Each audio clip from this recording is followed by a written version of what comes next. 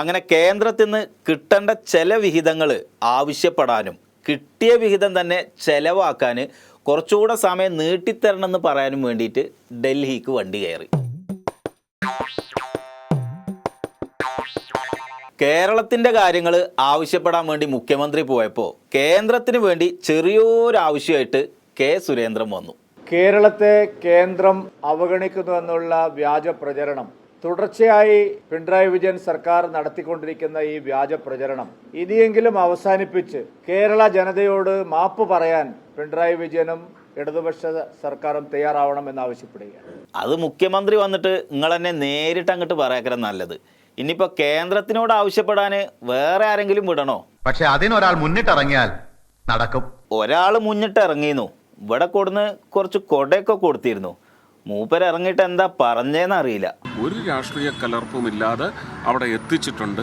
അതിന്റെ ഫലം നേരിയ ലെവലിൽ കണ്ടു തുടങ്ങിയിട്ടുണ്ട്. അപ്പൊ നേരിയ ലെവലില് വല്ലതും കിട്ടി തുടങ്ങിയോ? കേന്ദ്രവും സംസ്ഥാനവും തമ്മിലുള്ള പണമിടപാടിൽ ആശാവർക്കർമാർക്ക് യാതൊരു റോളും ഇല്ല ഇതിനകത്ത്. ആശാവർക്കർമാര് സമരം തുടരുകയാണ്. നേരിയ തോതിലൊന്നും സമരത്തിനൊരു അയവുമില്ല.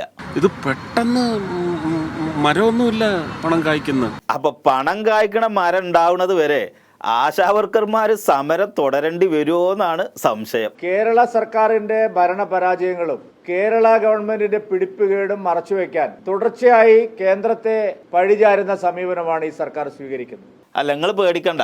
ഇന്നൊരു കൂടിക്കാഴ്ച നടന്നല്ലോ, അത് നിങ്ങൾ അറിഞ്ഞിട്ടില്ലേ? ആളുകൾ ഇപ്പൊ അവിടെ എവിടെയും ചായ കടയിലോ അല്ലെങ്കിൽ കണ്ടു വിചാരിച്ചിട്ട് ഉടനെ കൂടിക്കാഴ്ചയാണ്. അപ്പൊ ഈ കൂടിക്കാഴ്ച കൊണ്ടും ഒന്നും നടക്കൂലേ? തമ്പുരാനിലാണ് ഞങ്ങളുടെ പ്രതീക്ഷ.